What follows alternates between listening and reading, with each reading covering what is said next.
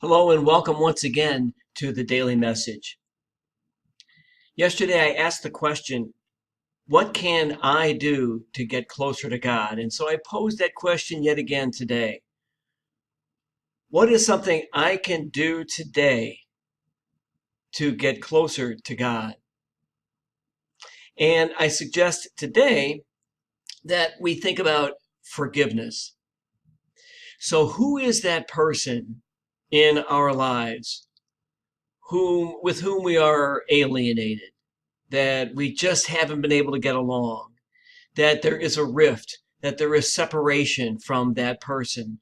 Who is that person whom we have hurt or who has hurt us? I suggest that today we go to that person and make amends, that we go to that person and say to them, I forgive you. I want you back in my life. I want the relationship that we have had to be restored to fullness.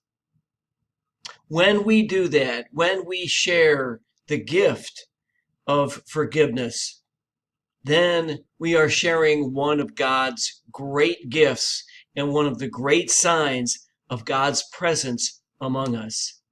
And so today I ask, who is it that we need to say, I forgive you? Thank you so much once again, and I hope you have a wonderful day today.